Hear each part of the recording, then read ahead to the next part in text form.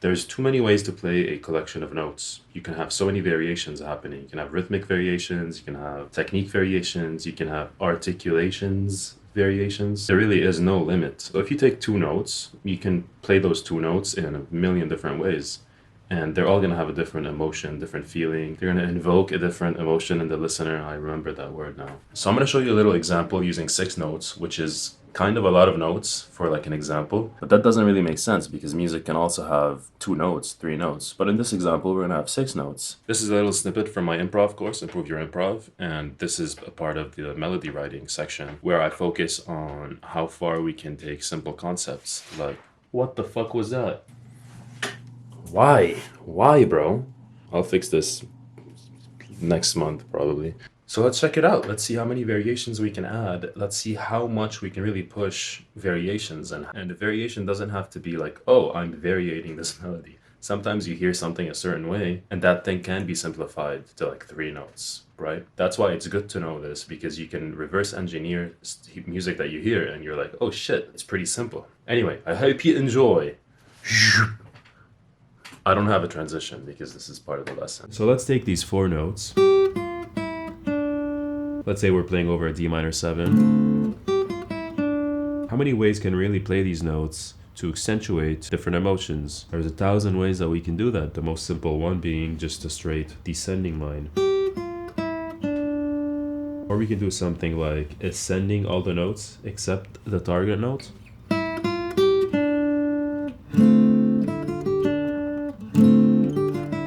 Or we can play in thirds, so we would be skipping notes. This is where patterns come in, right? We could do something like ascending on every note, or descending on every note. Spice it up even more by choosing some notes to approach them from a half step up. So we can approach this from a half step.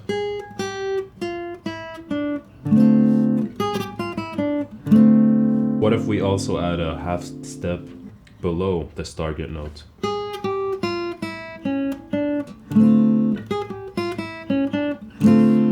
Nice. Let's add to that and do a little between first note and the half step. So doing this before a lick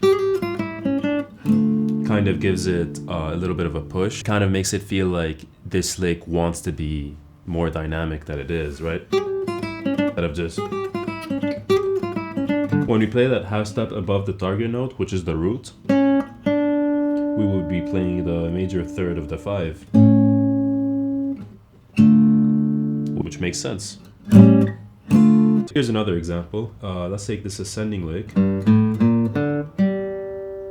We can also approach the first note and the last note a half step below.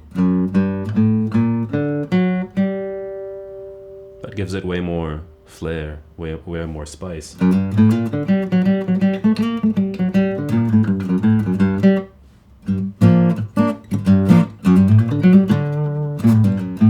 So let's descend these notes.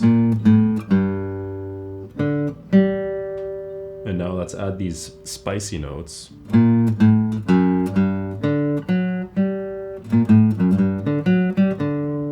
Sounds good. You see how different that is from just...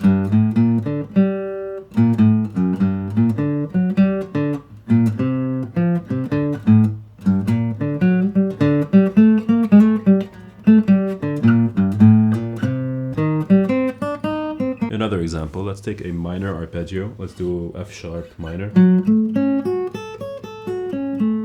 Root, third, fifth, root, third, fifth. So all these notes of the arpeggio, we can choose to approach them however we want. So if we approach every note from a half step below, nice, but it's a bit too busy. I would choose a few less notes to approach them. Something like...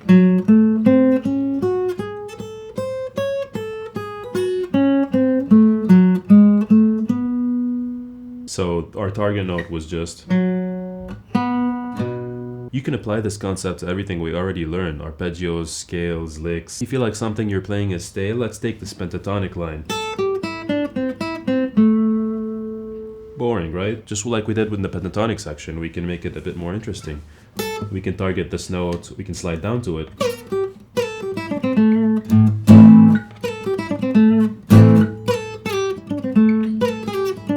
We can approach this note from a half step below or a half step above. We can approach this note from a half step above or this one. I like this the best.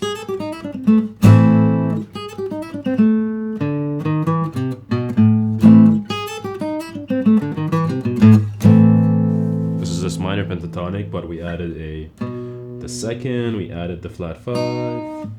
And you don't really have to think of what these notes are.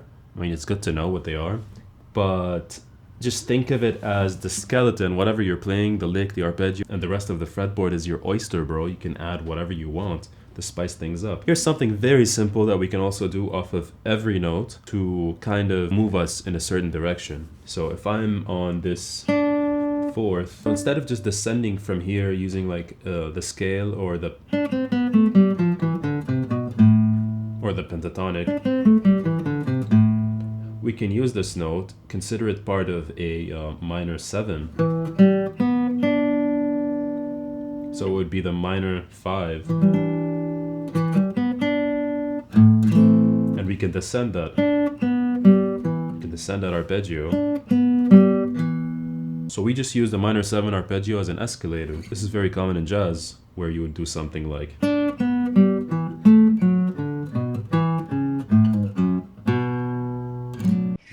I hope you got something out of this. I hope this helped you kind of put things into perspective. There's like 5+ hours of this stuff on my course, so if you hate yourself, you can use the code IMPROV for 25% off and get started. Alright, I hope to see you there, and if I don't, then I will see you in the next video right here on the YouTube. Just like give me one reaction, bro. People are watching you. You know how many people are watching you? Like at least 5,000.